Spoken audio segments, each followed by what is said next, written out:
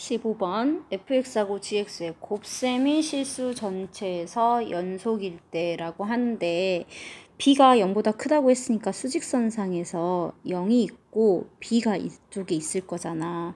그럼 우리 실수 전체에서 연속이니까 x가 0에서 연속할 때인지 x가 0에서 연속하는 거고 x가 b에서 연속하는 케이스 이렇게 두 가지로 나눠서 생각하시면 되겠죠.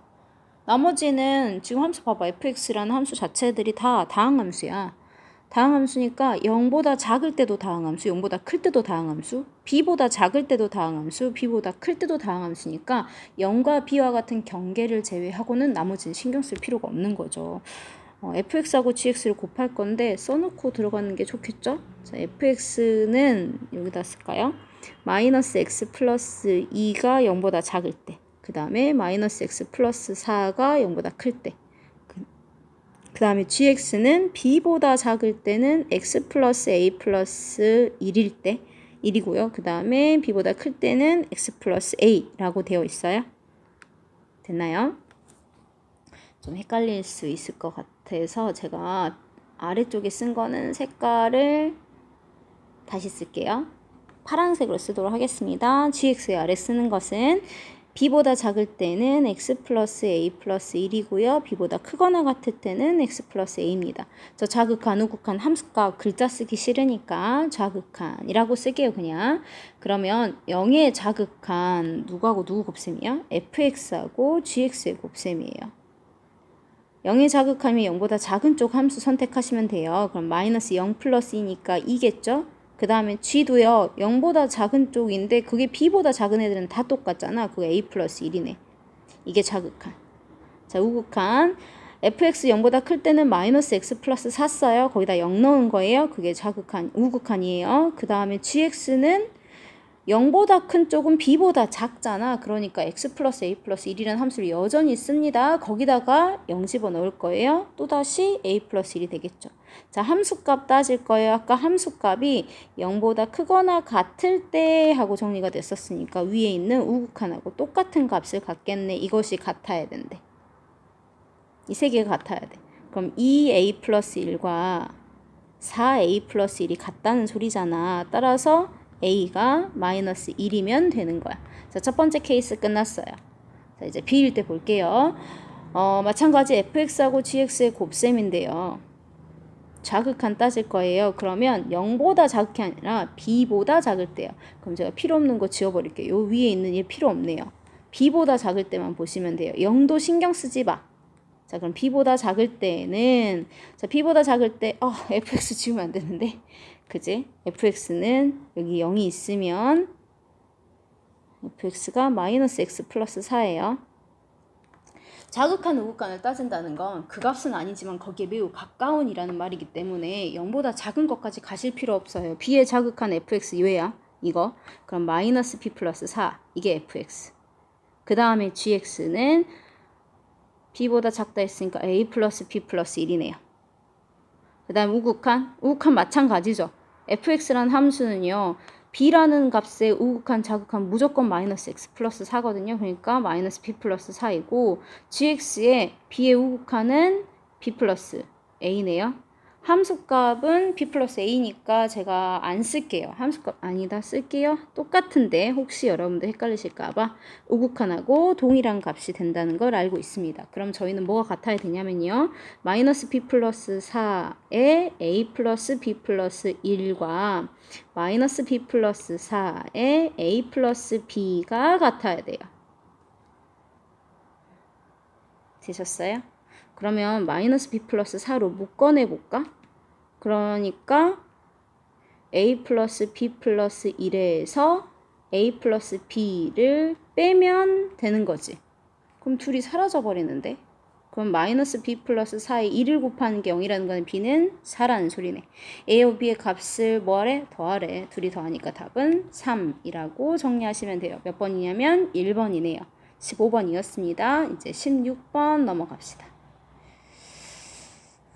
객관식 마지막 문제이고 16번 계산하는데 문자가 많아가지고 정리하는데 저도 조금 시간이 많이 걸리더라고요. 요 16번까지 시간적 여유가 있었던 친구 있으신가요? 서술형까지도 다 하고 그 친구는 평소에 수학 문제를 상당히 많이 푸는 친구이고 생각을 많이 해본 친구라고 해볼 수 있겠네요.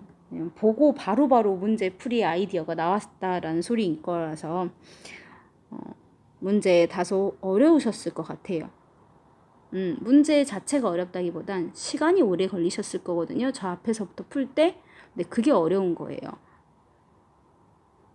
어려운 것의 종류는 여러 가지가 있죠. 근데 시간이 걸리는 문제를 빨리 풀어나가는 것도 하나의 하나의 어려운 케이스에 속합니다. 제가 원을 예쁘게 그릴 자신이 없으니까 요 위쪽만 적당히 그리도록 하겠습니다. 자, 이렇게 했을 때 여기 이 점을, 대칭인데 이 둘이 대칭이에요. 여기 B, 여기 A. 마찬가지 C하고 D도 서로 대칭입니다.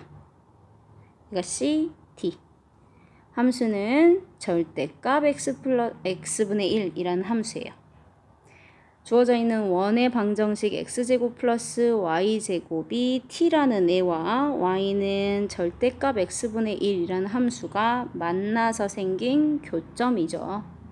그래서 교점 찾아야 돼. 그럼 뭐 할 거야? 연립할 거야. 인 거니까 y 대신에 대입할게요. 그럼 x제곱 플러스 x제곱분의 1이 t가 되는 거네요. 양변에 x제곱 곱할게요. 그러면 tx제곱 플러스 1은 0이다. 그럼 이 4차식을 만족시켜야 되는데 이렇게 보면 너무 복잡해 보이니까 x제곱이라는 애를 k라고 치환을 시키면서 0보다 크다라고 할 거야. 근 어디에도 x값이 0인 순간에는 나오지 않아요. 이거 점근선에 의해서 x는 0이 아니다라는 정의역이 있는 상태예요. 따라서 x가 0일 수 없으니까 0보다 크거나 같다가 아니라 x제곱은 0보다 크다라고 할게요. 그럼 식은 k제곱 마이너스 tk 플러스 1은 0이 될 거고요.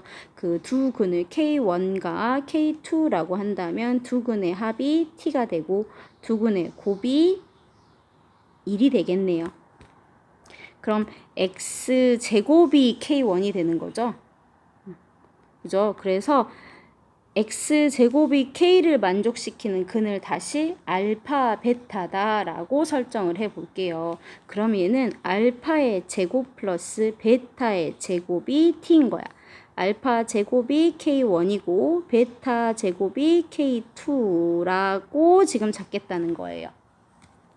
알파 베타의 전체 제곱이 1이니까 알파고 베타는 플러스 마이너스 1인데 지금 제가 찾고자 하는 애는요. 양수들이었죠. K1이라는 애들. 그렇죠? 그래서 얘네들을 알파 베타가 요런 관계입니다. 라고 찾아낼 수 있겠네요. 혹은 베타가 알파분의 1이야. 그럼 점 A는요. 알파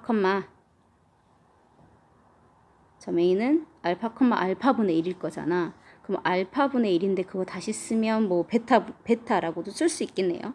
그 다음에 요거 필요 없으니까. 그 다음에 점 B라는 건 걔 대칭해 놓은 거지. 그럼 마이너스 알파 알파분의 1이겠네. 그 다음에 점 C는요. 점 D의 대칭이죠. 그럼 점 D부터 찾을까?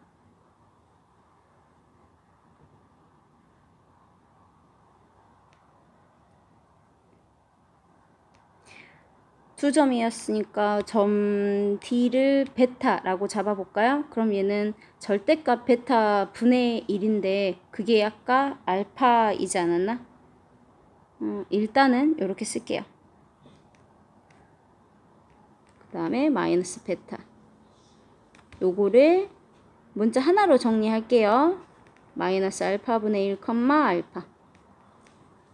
얘는 알파분의 1, 알파. 이렇게 정리할 수 있겠네. 자, 그래서 자, 요 네 점을 다시 써볼게요. 그러니까 모양이 좀 이런 식으로 생겨 있는 거죠. 그래서 여기가 마이너스 알파, 알파분의 1. 여기가 알파, 알파분의 1. 여기가 아까 베타, 하고 들어가는 거니까 알파분의 1, 알파. 여기가 마이너스 베타, 그러니까 C점이에요. 마이너스 알파분의 1, 알파. 이렇게 생기네요. 이 도형을 구하래. 이 도형의 넓이를 구하래. 그럼 FT는 자, 높이는요. 여기서부터 여기까지 높이는 y값끼리 차면 되죠. 그렇죠? 2분의 1에 알파분의 1 빼기 알파. 그 다음에 윗변과 아랫변을 더하시면 되겠네요. 그럼 이 길이 구할까? 여기가 2알파. 요 길이 구하니까 요거 2알파분의 1. 그럼 얘는 2알파 플러스 2알파분의 1. 다시 쓸게. 알파분의 1 빼기 알파에다가 알파 플러스 알파분의 1이네. 순서 바꿀까? 알파분의 1 빼기 알파에 알파분의 1 플러스 알파니까 알파분의 1에 제곱 마이너스 알파 제곱 같은 형태인가?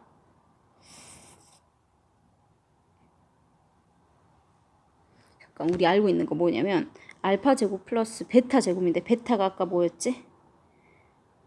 베타 알파분의 1이었지. 그럼 요게 t라는 거네. 그러면 나는 뭐가 조금 복잡하긴 한데 지금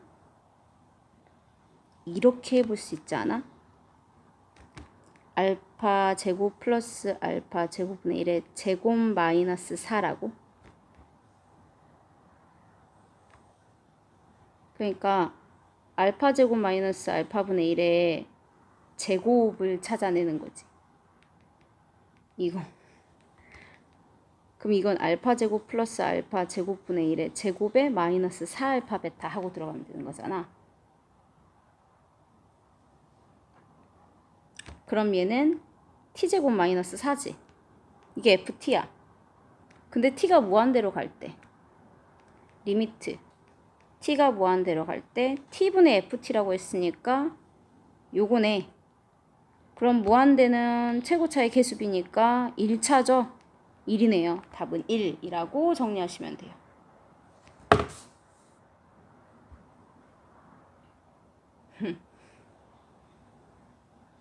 점의 좌표 설정하는 게 시간이 좀 저는 걸렸던 문제인 것 같아요.